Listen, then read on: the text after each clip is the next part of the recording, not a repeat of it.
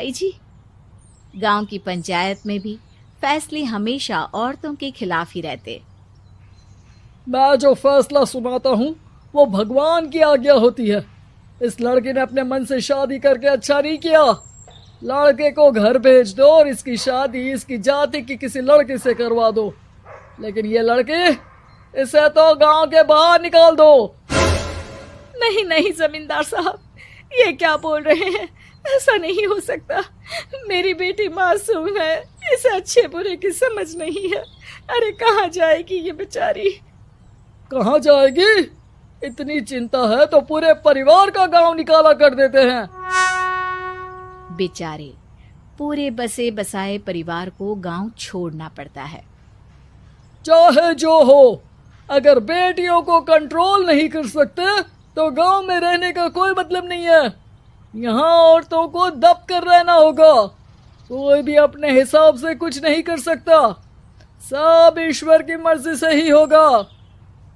तभी गांव का एक आदमी दौड़ा दौड़ा आता है। सरपंच साहब, जमींदार साहब, वो कालिया है ना, उसकी बेटी पढ़ने के लिए शहर जा रही है। अच्छा, ये कब हो गया? और कालिया की हिम्मत कैसे हो गई ऐसा करने की? लेकर आओ उसे और उसकी बेटी को। बस फिर क्या था, हाजिर हो जाते हैं कालिया और उसकी बेटी सरपंच के सामने। और कालिया, ये क्या सुनने में आ रहा है? बेटी को इंजीनियर बना रहा है तू? और ये बता, गांव में तो स्कूल नहीं है, फिर कहां से इतनी क्लास पास कर गई तेरी बेटी? राधा, जो कि कालिया की बेटी है, उसे लगता है कि सरपंच उसकी तारीफ कर रहे हैं। सरपंच जी, मैंने ऑनलाइन पढ़ाई की है, डिस्टेंस लर्निंग से। सभी में मैंने अच्छे नंबर पाए हैं, जिसे देखते हुए शहर की इंजीनियरिंग कॉलेज में मुझे स्कॉलरशिप मिली है। वाह जी वाह, क्या होती है ये? पहले तो ये बताओ, फिर आगे की बात करते हैं। पूरा गांव राधा की बात सुन रहा था और राधा बोलती जा रही थी। तो ऐसे मैं फ्री में एक अच्छी शिक्षा लेकर गांव में जो कुछ परेशानियां हैं, जैसे बिजली, पानी और इंटरनेट जैसी समस्याओं के लिए काम करूंगी। मैं गांव को शहर से जोड़ने के लिए पुल का निर्माण करवाने का प्रस्ताव रखूंगी। मुझे पूरी उम्मीद है कि जल्द ही हमारा गांव भी तरक्की की राह पर चल पड़ेगा। राधा की बात सुनकर सारे गांव वाले ताली बजाने लगते हैं। सरपंच को समझ नहीं आता कि वो क्या करे। चुप रह नादान लड़की, गांव के खिलाफ जाने के लिए तुझे गांव से बेदखल कर दिया जाएगा, वो भी पूरे परिवार के साथ। और हाँ, अगर ठीक से गांव में रहना चाहती है तो ये पढ़ाई लिखाई छोड़ दे। हम तेरे लिए गांव का कोई होनहार लड़का देखेंगे।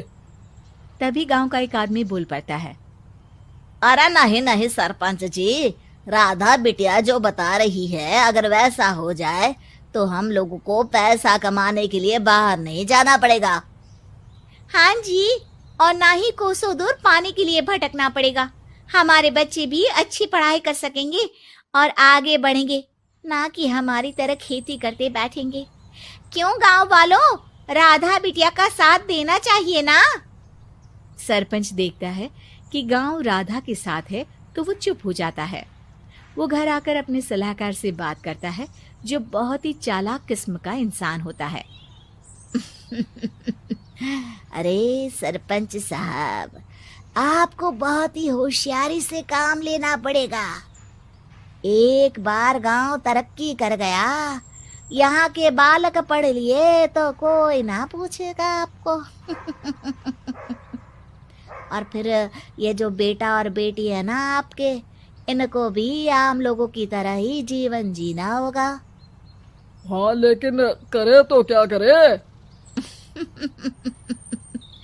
वो ना आप मुझ पर छोड़ दीजिए, बस मैं जैसा बोलूं करते जाइए। अगले रोज सुबह जब गांव वाले सोकर उठते हैं तो राधा के घर के बाहर और साथ ही वो लोग जिन्होंने राधा का सपोर्ट किया था, उनके घर के आगे लाल रंग से कल आऊंगी लिखा होता है। कल आऊंगी, ये क्या होता है? अरे यह तो खून से लिखा है, लगता है कोई भूत प्रेत या चुड़ैल का साया है। चलो सरपंच जी के पास चलते हैं। सभी सरपंच के पास जाकर उसे सारी बात बताते हैं। और ये तो बड़ी मुश्किल की बात है। चलो, मैं एक बाबा को जानता हूँ, उन्हें बुला लेता हूँ। सरपंच बाबा को लेकर गांव के घर के बाहर जाता है। ओहो, तो ये वो चुड़ैल है जो उन लोगों को निशाना बनाते हैं जो गांव को बदलने का सपना देखते हैं। वो गांव को ऐसे ही संपन्न देखना चाहती है। वो नहीं चाहती कि कोई बाहरी यहाँ का कायाकल्प करे। क्या तुम लोगों में से किसी ने गांव को बदलने की सोच रखी है? तभी राधा की माँ रोते रोते आती है। मेरी राधा घर से गायब हो गई है। अरे कोई तो बचाओ, मेरी बच्ची कहाँ गई?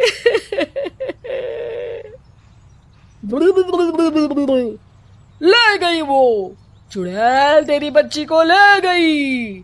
अब वो उसे श्रापित करके छोड़ेगी। उस पर चुड़ैल का साया हो जाएगा।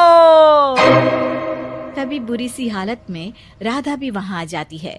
उसके बाल चुड़ैल की तरह फैले होते हैं और कपड़ों में खून लगा होता है। सभी राधा को देखकर डर जाते हैं। माँ, पता नहीं मुझे कौन उठा कर ले गया था। अरे दूर दूर हो जा चुड़ैल, अब हम लोग इस गांव में नहीं रुकेंगे। अरे कैसे बातें कर रहे हैं आप? कल तो आप मेरे भरोसे गांव का हुलिया बदलने, अपने बच्चों को पढ़ाने और तरक्की उन्नति की बात कर रहे थे, तो आज क्या हो गया आपको? ये फिर तुम लोगों को बहकाएगी। ये चुड़ैल में आ चुकी है। ऐसे ही ये तुम्हारे घर के बच्चों को भी ले जाएगी। गांव वाले राधा को गांव से बाहर निकाल देते हैं। उसके माँ बाप रोते रहते हैं, लेकिन गांव वाले नहीं मानते। मैं भी अपनी बहन के साथ गांव के बाहर रहूंगा, लेकिन वो पढ़ाई नहीं छोड़ेगी। वहीं सरपंच के घर पर सलाहकार कहता है। देखा, सांप भी मर गया और लाठी भी नहीं टूटी। लेकिन अगले ही दिन सरपंच के घर के बाहर भी वही शब्द लिखे होते हैं। और फिर सरपंच की बीवी कहती है, हमारी बेटी को किसी ने अगवा कर लिया है। तभी राधा का भाई वहां आ जाता है। अरे गांव वालों, मैंने सरपंच जी की बेटी को देखा था। वो चुड़ैल उसे उठाकर ले जा रही थी। अरे क्या मजाक कर रहे हो? नहीं नहीं सरपंच जी, आप नहीं जानते। वो चुड़ैल अब आपकी बेटी में आ जाएगी, जैसे राधा के अंदर आ गई थी। तभी सरपंच की बेटी वैसी ही हालत में वहां आती है जैसे राधा आई थी। पापा, पता नहीं कैसे मैं गायब हो गई थी। चुड़ैल, इसके अंदर भी चुड़ैल का साया है, मारो इसे। अरे नहीं नहीं, इसे भी राधा के पास गांव के बाहर ही भेज दो। अरे चुप रहो, मेरी बेटी कहीं नहीं जाएगी और चुड़ैल वुड़ैल कुछ नहीं होता है। अरे कैसे बात कर रहे हो सरपंच जी? आप तो बोल रहे थे कि आपका फैसला भगवान का ज्ञान होता है, तो अपने पर बात आई तो अब आप ऐसे बोल रहे हैं। अरे ना ना ना, आपको अपनी बेटी को त्यागना ही होगा। अरे बुलाओ बाबा को। राधा का भाई बाबा को ले आता है, जिसे अब गांव वालों के डर के कारण सच बोलना पड़ता है। मैं कोई बाबा नहीं हूँ, मैं तो मोची था। ये सलाहकार महोदय ने मुझे कहा था एक्टिंग करने को। अब वो मुझे पैसे देने वाले हैं। अब मुझे माफ कर दो। गलती हो गई, मुझे माफ कर दो। तभी वहां राधा आ जाती है। देखा सरपंच जी, जब गांव के बच्चे साक्षर होंगे तो आप जैसे लोगों की चालाकी नहीं चलेगी।